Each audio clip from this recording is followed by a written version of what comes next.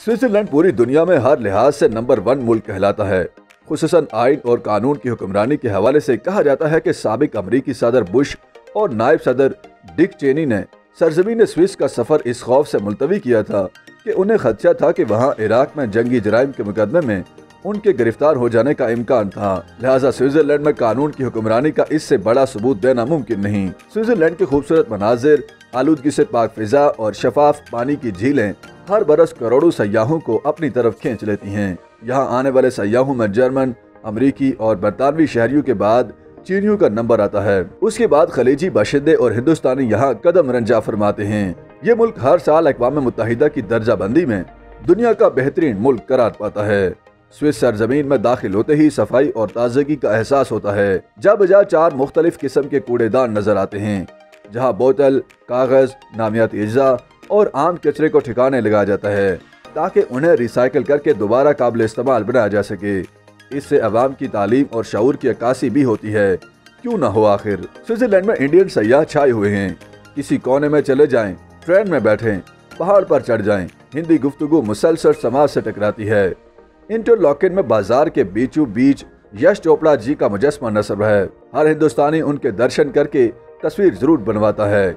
इसी शहर से 1 घंटे के फासले पर जंगफ्रॉश नामी एक बर्फीली पहाड़ी चोटी है, जिस तक पहुंचने के लिए ट्राई केबल पानोरा मुल्क यानी गंडोला यानी शफाफ केबल कार में बैठकर एक स्टेशन और उससे आगे गरारीदार रेल में ले जाते हैं। ये पूरे यूरोप में सतह समुद्र से फासले के लिहाज से सबसे ऊंचा रेलवे स्टेशन है और इंसानी अज़्म व हौसले की अमली मिसाल है। स्विस निज़ाम तालीम बड़ा मुख्तलिफ और दिलचस्प है। 4-5 साल के नन्हे बच्चे अपने आप को टोलियों में या अकेले स्कूल की तरफ पैदल जाते मिलेंगे। न अब्बाजान हाथ पकड़े रोते धोते बच्चे को जबरदस्ती खींचते नजर आए, न अम्मा टिफन और बैग संभाले पीछे पीछे।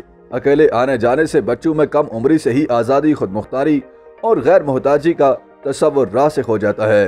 कुव्वत मुशाहिदा और कुव्वत फैसला को महमीज मिलती है। यूनिफॉर्म का झंझट नहीं, बच्चे ना अगवा होते हैं और ना उन्हें रेप किया जाता है। बहुत से दीगर ममालिक ने स्विस निज़ाम तालीम से सीखा और अपनी इस्लाह की। तालीम पर ये लोग सालाना बजट का 16% या GDP का 6.5% खपा देते हैं। 13 जमात तक तालीम मुफ्त और बहुत मेयारी है, लेकिन 9वीं के बाद स्कूल की तालीम के साथ पेशावराना तरबियत और अप्रेंटिसशिप की हौसला अफजाई करते हैं, जो तमाम शोबा जिंदगी में मौजूद होती है। इसका कुछ मुशाहिरा भी दिया जाता है।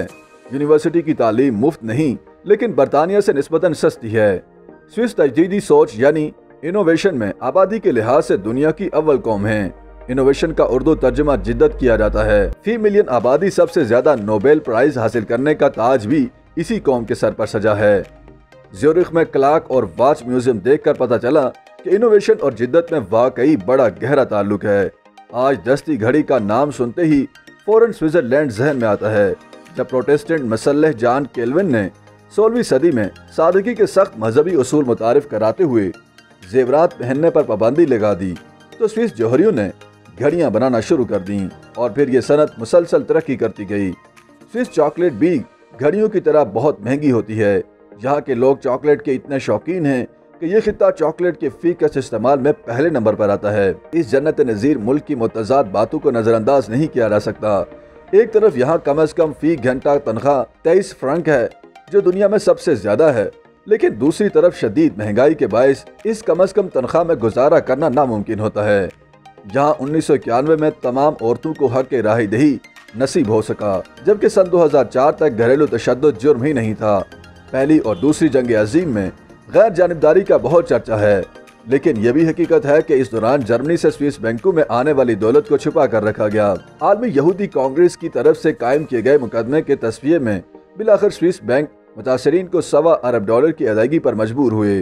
सन 2019 में जब ट्रांसपेरेंसी इंटरनेशनल स्विट्जरलैंड को दुनिया की कम करप्ट ममालिक में दूसरी पोजीशन दे रहा था, उसी वक्त tax justice network Swiss banking sector को दुनिया भर में करप्ट तरीन करार दे चुका था।